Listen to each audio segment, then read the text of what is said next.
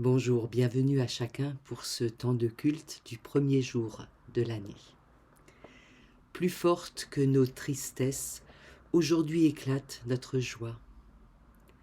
Plus forte que nos ténèbres, aujourd'hui jaillit la lumière. Plus forte que nos guerres, aujourd'hui parle la paix. Plus fort que la nuit de la mort, aujourd'hui se lève le soleil de la vie. Car un enfant nous est né, un fils nous est donné. Jésus, Dieu parmi nous, qui vient nous sauver. Allons en paix et marchons en nouveauté de vie.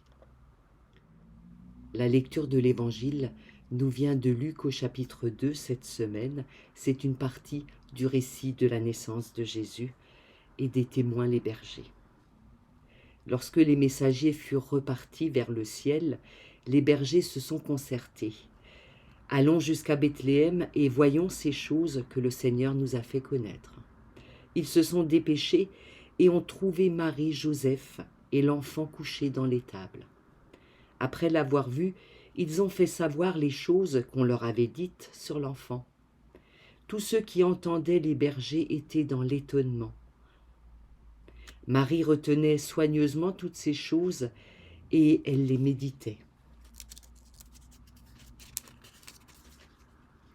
Les bergers sont partis, ils ont célébré la splendeur de Dieu et l'ont loué pour tout ce qu'ils avaient entendu et vu, et qui était conforme à ce que on leur avait dit.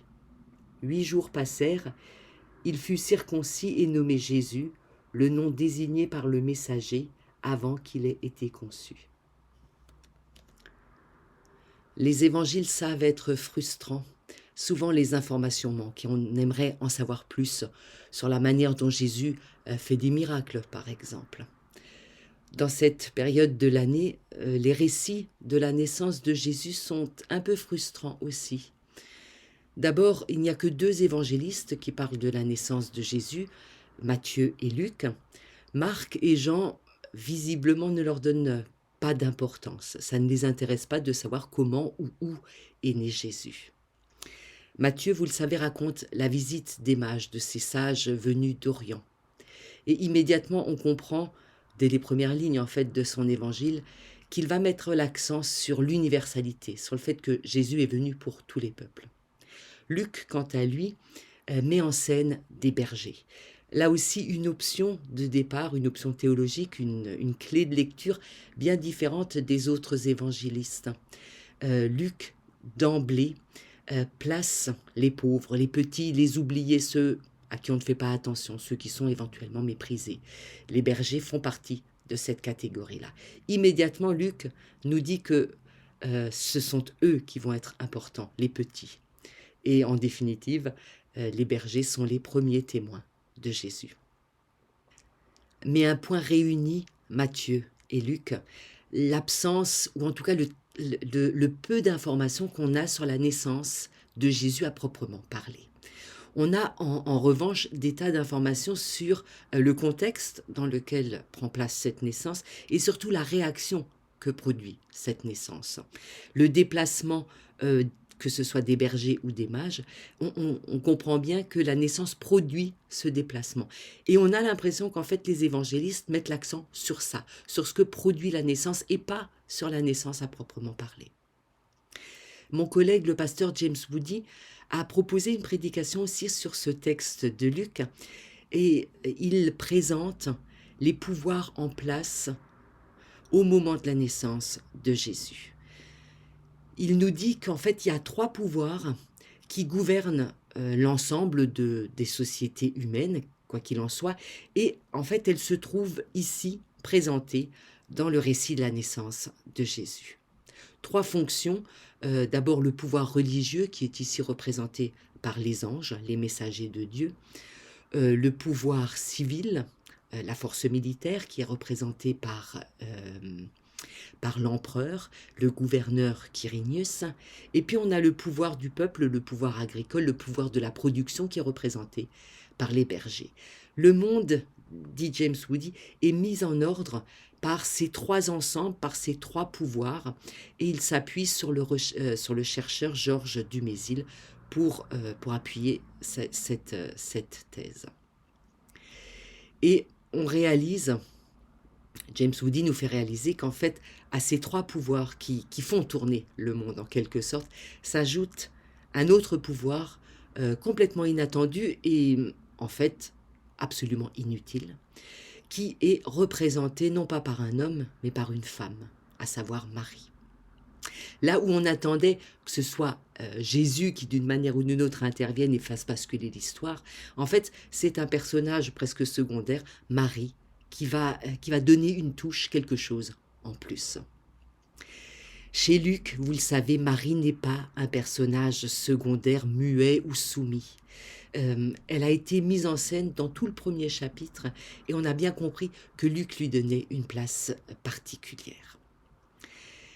Là où on la trouve au moment de la naissance de Jésus, avec la visite des bergers, il y a quelque chose qui se produit en elle. On nous donne assez peu d'informations sur elle. Luc nous dit simplement qu'elle ne fait rien, mais qu'elle écoute ce que les bergers disent et qu'elle médite ces choses dans son cœur. Elle les retourne dans son cœur, parfois c'est une autre traduction qu'on trouve. En fait, Marie n'a qu'une seule réaction qui n'est en aucun cas physique, elle ne fait rien. Tout ce qu'elle fait, c'est réfléchir dans son cœur, méditer. Elle repasse les choses dans son cœur. Littéralement, elle les symbolise. Marie ne fait rien, elle s'interroge. Elle interroge dans son cœur. Pour nous, quand on parle de cœur, on pense immédiatement aux émotions. On estime, dans notre manière de penser actuellement, que le cœur est le centre des émotions, que c'est ce qui nous traverse, les sentiments. Mais pour le lecteur habitué des textes de la Bible, ce lecteur sait que dans la Bible, le cœur est le centre de la décision, le centre de l'intelligence. C'est là où on réfléchit. C'est pas vraiment la même chose. Mais le cœur, on le sait, le cœur c'est aussi ce muscle qui fait circuler le sang dans le corps, qui le réchauffe, qui maintient en vie et fait fonctionner les organes. Marie, figure du croyant ici chez Luc, n'a qu'une seule réaction qui n'est pas de faire.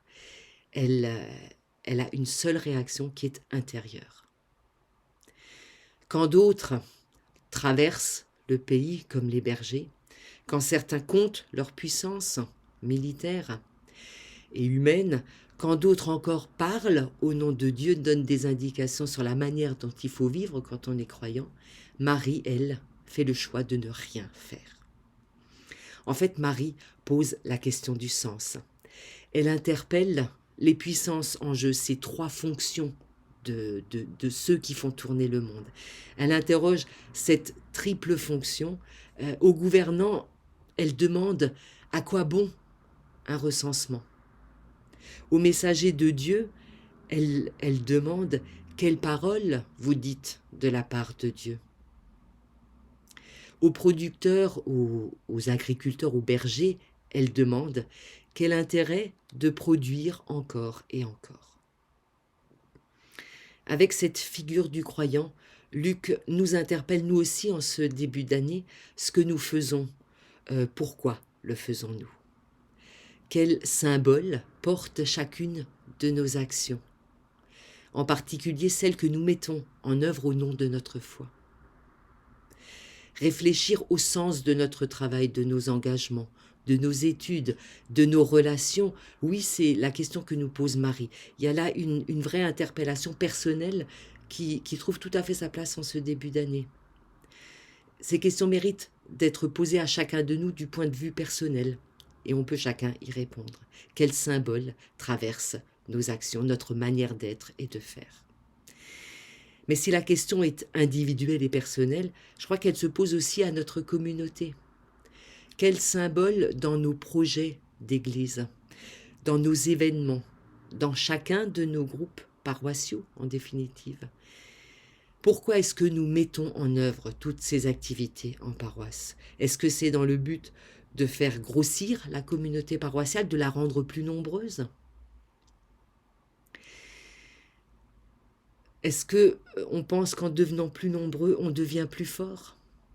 Est-ce que nous continuons nos groupes, nos actions, nos événements parce que ils ont toujours eu lieu, parce qu'on a toujours fait comme ça? Est-ce que c'est la force de l'habitude qui leur donne leur sens?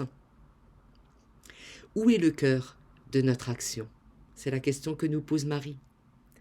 Marie nous envoie aujourd'hui une invitation, celle peut-être de freiner, voire d'arrêter certaines de nos activités, en tout cas d'arrêter cet activisme, de nous poser et de réfléchir. Et seulement repasser dans notre cœur toutes ces choses, tout ce que nous avons vu et entendu, tout ce que les autres nous ont rapporté. Laisser nos mains affairées de côté et utiliser notre cœur, centre de la décision, centre du symbole. Et poser des questions, somme toute assez simples. Pourquoi venons-nous au culte? Pourquoi sommes-nous engagés dans l'écuménisme? Pourquoi lisons-nous la Bible ensemble? Autant de questions pour revenir au cœur de notre foi, pour faire battre notre cœur, pour injecter de la vie. Prions ensemble. Répands ta lumière, nous t'en prions, sur tous ceux qui, dans la nuit du doute ou du découragement, te cherchent sans pouvoir te nommer. Toi, prince de la paix, suscite entre les hommes, nous t'en prions, le désir d'instaurer une paix juste et durable. Fais de nous, nous t'en prions, des semeurs de paix, des artisans de justice, fais de notre vie une terre d'accueil. Espérance de tous ceux qui souffrent, nous te confions les grands malades et tous ceux qui, pour quelque raison, se sentent tristes, délaissés ou méprisés. Reçois nos prières, Seigneur, que la lumière de Noël soit pour tous une source de joie et d'espoir. Nous te le demandons par Jésus, ton Fils, notre Seigneur. Amen. Les portes vont à nouveau s'ouvrir sur la ville.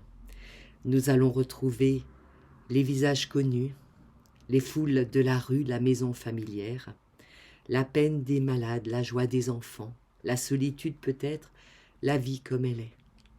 Redis-nous, ô Père, que nous n'avons pas rêvé en ce jour de Noël, que tu nous fais cadeau d'une vie nouvelle. Gloire à Dieu au plus haut des cieux, paix à vous sur cette terre et aux hommes que Dieu aime. Allez dans la joie de Noël et bon dimanche à tous.